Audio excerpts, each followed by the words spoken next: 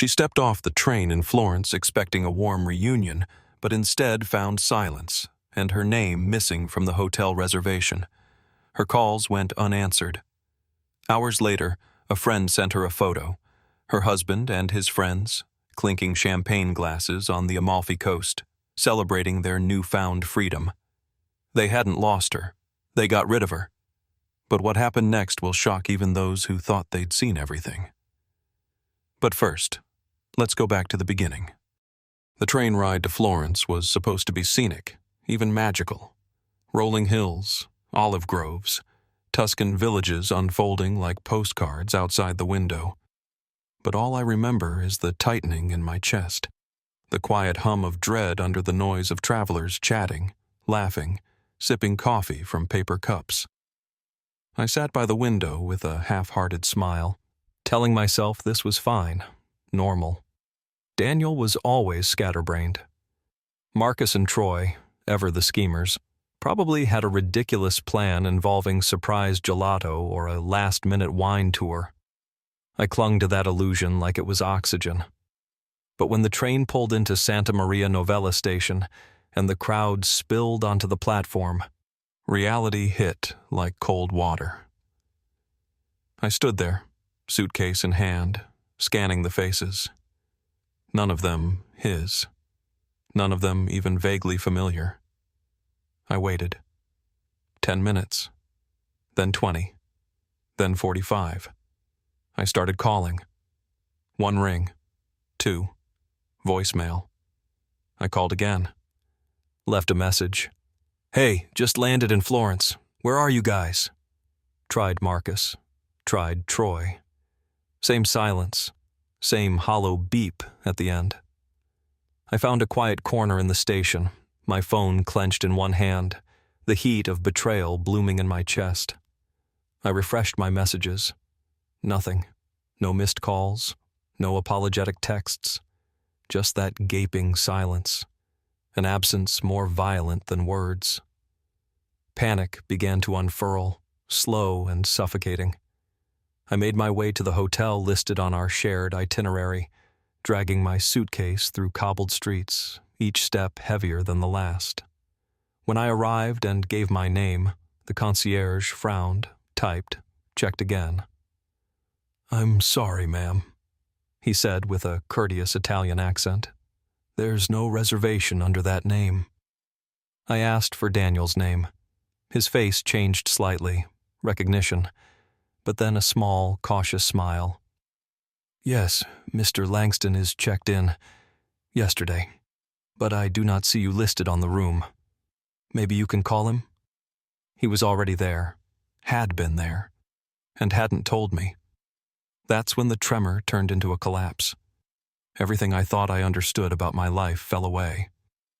It wasn't a mistake.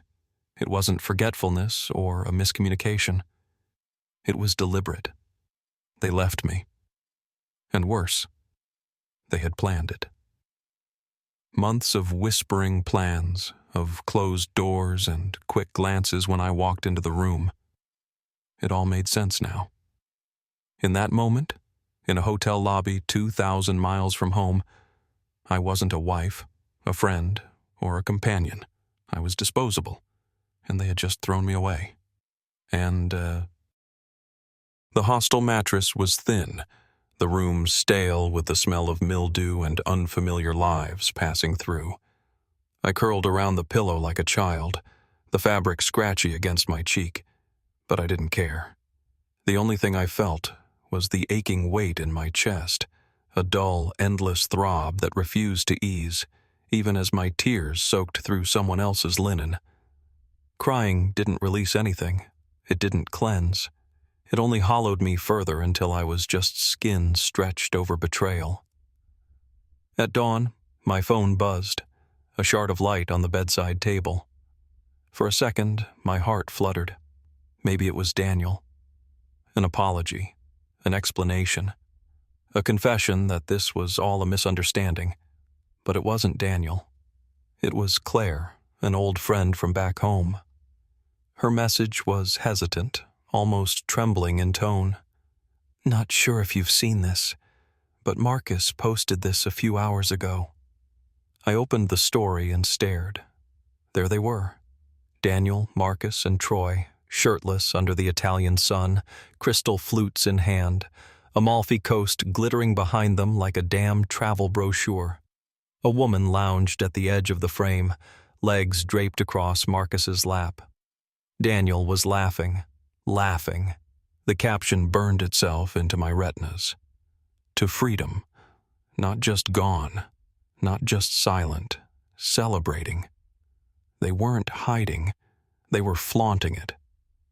My husband, my supposed partner of 8 years, was throwing a toast to my absence as though I were the obstacle he'd finally shrugged off. I wasn't lost. I was discarded. Or worse, strategically removed. Because this wasn't impulsive. It was precise, cold, surgical. They hadn't just ditched me, they'd orchestrated my erasure. The Italy trip was never a vacation. It was a severance disguised as a getaway. A way to get me out of the country, away from my lawyer, my friends, my voice. The fact that they sent me to Florence while they went south wasn't coincidence, it was logistics. Daniel knew my patterns, that I didn't speak Italian, that I overthink, that I trust too easily and question too late. He'd studied me like a map, then used that knowledge to vanish me.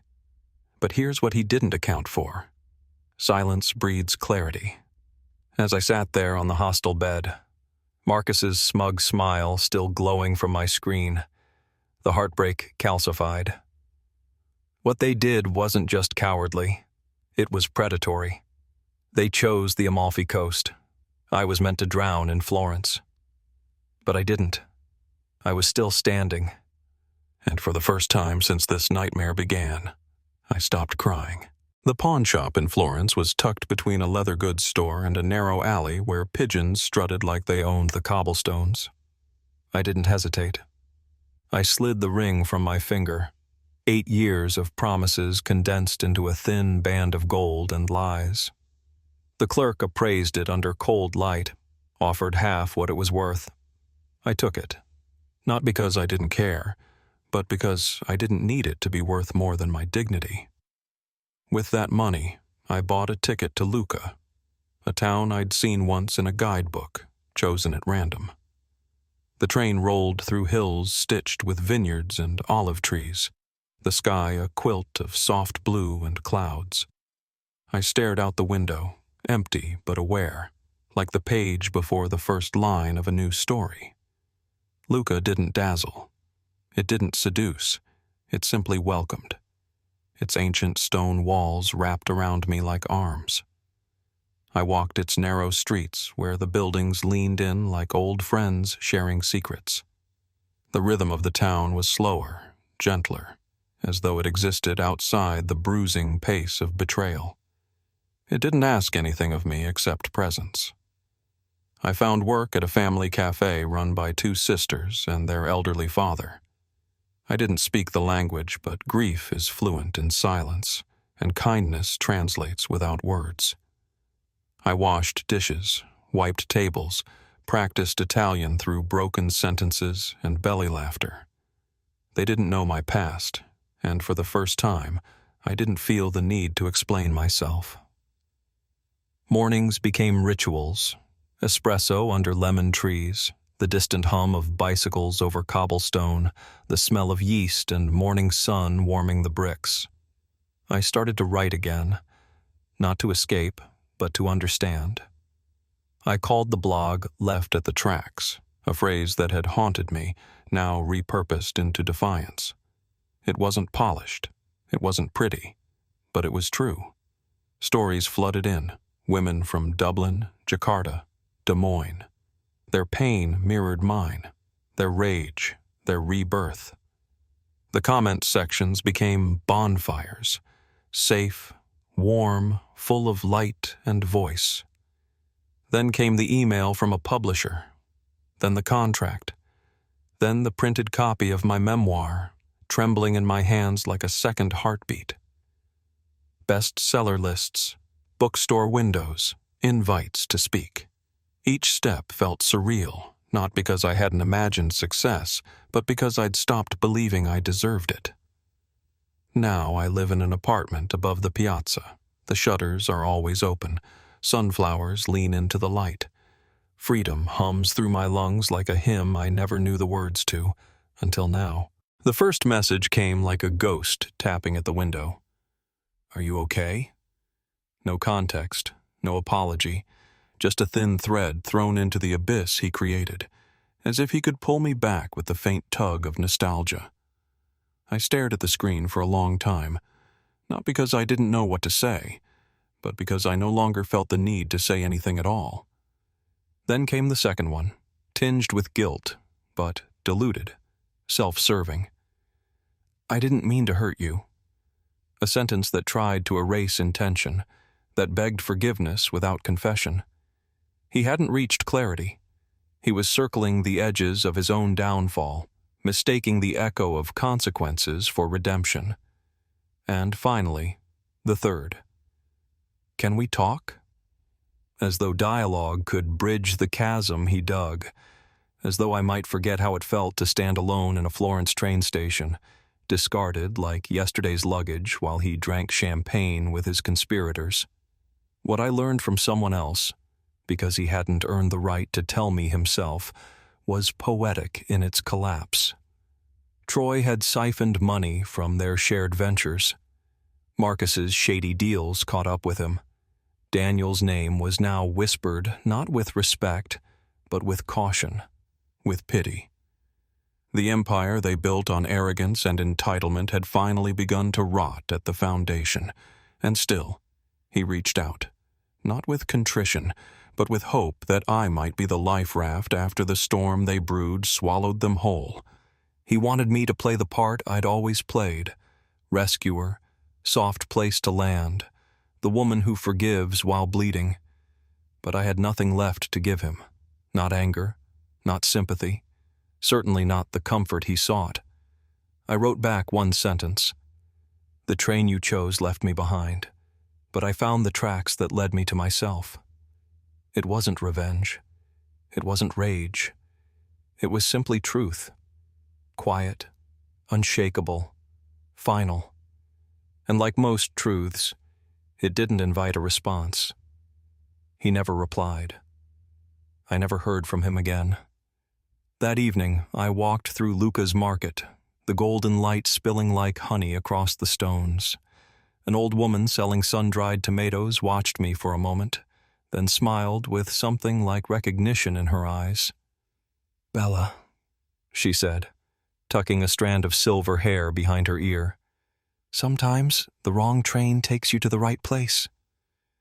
I smiled back, heart unburdened. She wasn't just right. She was prophecy fulfilled.